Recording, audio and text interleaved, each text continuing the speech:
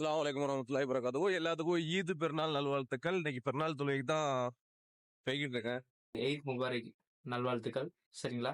இன்னைக்கு என் சார்பா என்னோட நண்பர் இன்னைக்கு பிரியாணி போடுறாரு. அல்ஹம்துலில்லாஹ் பெருநாள் தொழுகையை ஜமாத்தோட சிறப்பா முடிச்சாச்சு. சுமார் ஒரு 8000த்துக்கு அதிகமான மக்கள் கூடியிருந்தாங்க. தொழுகை முடிச்ச கையோட பிரியாணிக்கு தேவையான பொருட்களை வாங்க பக்கத்துல இருக்க சூப்பர் மார்க்கெட் கிளம்பியாச்சு. சூப்பர் மார்க்கெட்டுங்க ரொம்ப பக்கத்துல இருக்கும். எங்களுக்கு வந்து ஒரு 100 மீட்டர் டிஃபரெண்ட்லயே சூப்பர் பெரிய பெரிய சூப்பர் மார்க்கெட்லாம் இருக்குது. அப்ராட்ல இருக்கீங்களா? பிரியாணி செய்யறதுக்கு ரொம்ப கஷ்டமா இருக்கா? அண்ட் டியர் பேச்சுலர்ஸ், உங்களுக்கும் கஷ்டமா இருக்குதா? இந்த வீடியோ பாத்தீங்கன்னா அதை செய்யறது ரொம்ப ஈஸி தான். வீடியோ பார்த்துக்கிட்டு இருக்கும்போது சில இடங்கள்ல இது முக்கியமான பகுதி அப்படின்னு நான் சொல்லுவேன். அந்த இடத்துல நோட் பண்ணிக்கோங்க. அந்த இடத்துல ரொம்ப கவனமா இருங்க. நீங்க செய்யக்கூடிய பிரியாணி அட்டகாசமா வரும். டைம் வேஸ்ட் பண்ண வேண்டாம், டைரக்டா போயிருவோம். ஸ்டெப் 1. ஸ்டெப் 1 என்னன்னு பாத்தீங்கன்னா, பாஸ்மதி ரைஸ் நீங்க எந்த அளவு எடுக்க போறீங்களோ அந்த அளவை ஒரு சுமார் 2 மணி நேரத்துக்கு முன்னாடி, நீங்க பிரியாணி செய்ய போறீங்கன்னா 2 மணி நேரத்துக்கு முன்னாடி தண்ணியில போட்டு நல்லா ஊற வச்சுக்கோங்க. அடுத்ததா ஸ்டவ் ஆன் பண்ணிக்கோங்க. லோ ஃபிளேம்ல வச்சுக்கோங்க. பாத்திரத்தை அதுக்கு மேல தூக்கி வச்சுக்கோங்க. பாத்திரம் கொஞ்சம் ஹீட் ஆகட்டும். ஹீட் ஆனதுக்கு அப்புறம் உங்களுக்கு தேவையான அளவுக்கு ஆயில அதுல விட்டுக்கோங்க. ஆயில் கொஞ்சம் நார்மலா நீங்க கிரேவி வைக்கிறத விட பிரியாணிக்கு கொஞ்சம் ஆயில் அதிகமாவே இருக்கணும். அப்பதான் அது தூக்கலா இருக்கும். அடுத்தபடியா கீ, சுத்தமான பசு நெய். இந்த பசு நெய்ய உங்க ஸ்மெல் எவ்வளவு தேவைப்படுது உங்களுக்கே தெரியும். அது திகட்டாம இருக்கணும்னா ஒரு நார்மலா எவ்வளவு போடணும் அப்படிங்கறத அந்த அளவை வச்சு எடுத்துக்கோங்க. ரெண்டாவது கொஞ்சம் ஃபிளேம்ல ஒரு 5 நிமிஷம் விட்டுக்கோங்க. 5 நிமிஷத்துக்கு அப்புறம் பாத்திரம் சூடா இருக்கா அப்படிங்கறது இந்த மாதிரி கை வச்சு செக் பண்ணிக்கோங்க. நெக்ஸ்ட் ஸ்டெப், இதுல மணத்துக்காக ஏலக்காய் ஒரு 4, பட்டை ஒரு 3, பிரியாணி இலை ஒரு 2, அதுக்கப்புறம் கிராம்பு ஒரு 5-6 எண்ணத்தை தூவி விட்டுக்கோங்க. கொஞ்சம் மனம் நல்லா வரும். அதுக்கப்புறம் பாத்தீங்கன்னா ஆனியன். இந்த இடத்துலயும் கொஞ்சம் முக்கியமான நீங்க நோட் பண்ணணும். என்ன பாத்தீங்கன்னா, ஆனியன் ரொம்ப அதிகமா போடணும். ஆனியன் அதிகமா போட்டா மட்டும்தான் பிரியாணி டேஸ்ட் கொடுக்கும், இல்லைன்னா கண்டிப்பா டேஸ்ட் கொடுக்காது. ஆனியன் கம்மியா தான் இருக்கு அப்படின்ட்டு கம்மியா போட்டு பிரியாணி பண்ணாதீங்க. அது நைஸ் ஒரு மாதிரி தான் வரும். ஆனியன் ஒரு பெரிய சைஸ்ல ஒரு 2 எண்ணத்தை எடுத்து போட்டுக்கோங்க. அது கொஞ்சம் நிறைய இருக்கும். அடுத்ததா பாத்தீங்கன்னா, அடுத்தது ரொம்ப முக்கியமா ஆனியன் ஒரு 20 நிமிஷம் நீங்க வதக்கணும். ஏன் இவ்வளவு நேரம் அப்படின்னு பாத்தீங்கன்னா, லோ ஃபிளேம்ல வச்சு வதக்குங்க. அது ஹை ஃபிளேம்ல வைக்க கூடாது. லோ ஃபிளேம்ல வச்சு வதக்கும் போது ஆனியன் லைட் ப்ரௌன் கலர்ல வரும். கிரேவி வைக்கிற பக்கத்து வரும். அதுக்கப்புறம் பாத்தீங்கன்னா, ஆனியனோட ஓர பகுதிகளில் கொஞ்சம் கரிஞ்ச மாதிரி வரும்.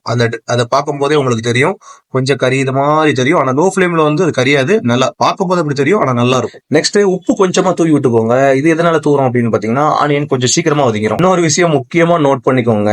ஆனியன் வதக்கும் போது நான் இப்போ ஒரு 20 நிமிஷம் சொன்னேன். அது என்னோட பாத்திரத்துக்கு, ஒவ்வொருத்தரும் பாத்திரத்தோட சைஸை பொறுத்து டிஃபரெண்ட் ஆகும்.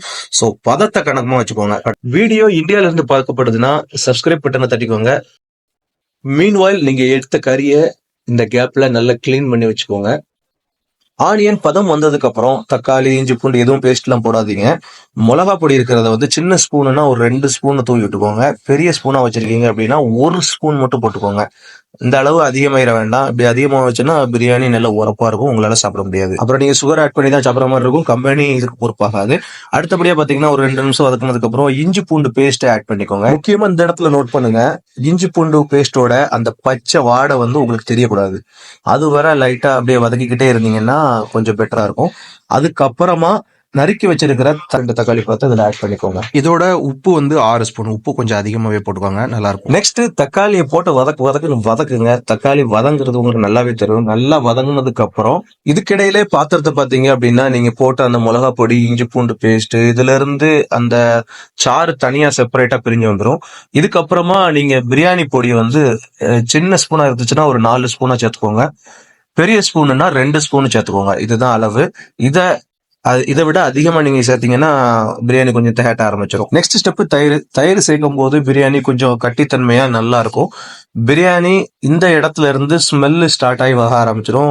அப்பா, நம்ம செய்யறது பிரியாணி தான் அப்படிங்கறது நமக்கு நல்லாவே தெரிய ஆரம்பிச்சிடும். நெக்ஸ்ட் கொத்தமல்லி இலை கொஞ்சம், புதினா ரொம்ப அதிகமா சேர்ங்க. ஒரு கட்டு வாங்கினீங்கன்னா 1/2 கட்டை இதுல சேர்த்துக்கோங்க. புதினா அதிகமா சேர்க்கும் போது பிரியாணியோட மனம் தூக்கலா இருக்கும். இப்போ இந்த ஸ்டேஜ்ல கம்ப்ளீட்டா நம்ம பிரியாணியோட ஸ்மெல்ல ஃபீல் பண்ணலாம். என்னன்னா, பிளேட்ல ரொம்ப அளவுக்கு அதிகமான புதினா வச்சிருக்கேன்னு பாக்காதீங்க. ஏன்னா நான் 2 பாத்திரத்துல பண்ணிக்கிட்டு இருக்கேன். நான் உங்களுக்கு ஒரு பாத்திரத்தை தான் வீடியோல காமிக்கிறேன். சோ அதுக்கப்புறம் பாத்தீங்கன்னா ஒரு நிமிஷம் 2 நிமிஷம் நல்லா வதக்கினதுக்கு அப்புறம் அந்த பிரியாணியோட ஃபீல் ஸ்மெல் அப்படியே உங்களுக்கு அட்டிக்கும் போது செமையா இருக்கும். அதுக்கப்புறம் நீங்க கழுவி வச்சிருக்கிற சிக்கனை இதுல ஆட் பண்ணிருங்க.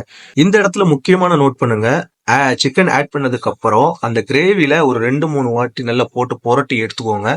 அது அந்த பிளேவர் அப்பதான் உள்ள இறங்கும். பாத்திரத்துல சிங்கிள் ஆவி வெளியே வராத அளவுக்கு நல்லா டைட்டா மூடி வச்சுக்கோங்க. ஒரு 10 நிமிஷம். முக்கியமா நோட் பண்ணுங்க, ஃபயர் பவரை கூட்டவே கூடாது. லோ ஃபிளேம்லயே தான் இருக்கணும். இன்னும் நம்ம ஃபயர் பவரை கூட்டவே இல்லை, லோ ஃபிளேம்லயே தான் இதெல்லாம் நடந்துகிட்டு இருக்கு. லோ ஃபிளேம்ல இருக்கிறதுனால ஒரு 10 நிமிஷம் கூட கிடக்கட்டும், ஒன்றும் பிரச்சனை இல்லை. ஒரு 10-15 நிமிஷம் கழிச்சு அதை ஓபன் பண்ணி பாத்தீங்க அப்படின்னு வச்சுக்கோங்களேன், ஒரு கிரேவி பதத்துக்கு, சிக்கனு தண்ணியே ஊத்தாம சிக்கன்ல இருக்கக்கூடிய சாறு எல்லாமே அப்படியே இறங்கி ஒரு கிரேவி பதத்துக்கு வரும். பார்க்கவே செமையா இருக்கும். அப்படியே சிக்கன்ல ஊத்தி சாப்பிடலாம் போல, ரைஸ்ல ஊத்தி சாப்பிடலாம் போல இருக்கும். ஆனா சாப்பிடக்கூடாதே, நாக்கெல்லாம் ஒரு மாதிரி தான் இருக்கும் அந்த டயத்துல. நம்ம சென்றது பிரியாணி ஆச்சே. இதுக்கு அடுத்த ஸ்டெப் ரொம்ப ரொம்ப ரொம்ப ரொம்ப முக்கியமானது. நீங்க ரைஸ் ஒரு லெவலா எடுத்திருப்பீங்க. உதாரணத்துக்கு ஒரு டப்பா எடுத்திருக்கிறீங்கன்னா, ஒரு டப்பா ரைஸுக்கு 2 டப்பா தண்ணிய அப்படியே ஆட் பண்ணணும். தண்ணி மட்டும் டபுளா இருக்கணும். ரைஸ் ஒரு டப்பான்னா தண்ணி 2 டப்பா. நோட் பண்ணி.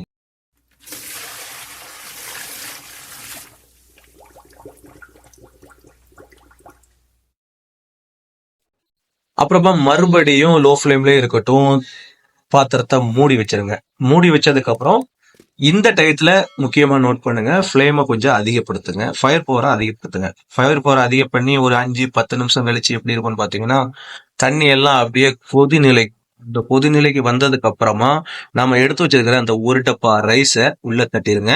உள்ள தட்டி ஒரு 2-3 வாட்டி அப்படியே லைட்டா கிண்டிட்டு, எலுமிச்சம்பழ சாறை ஒரு ஒரு 2 எலுமிச்சம்பழம் எடுத்துக்கோங்க. 2 எலுமிச்சம்பழத்தை அப்படியே புழிஞ்சு விட்டுருங்க.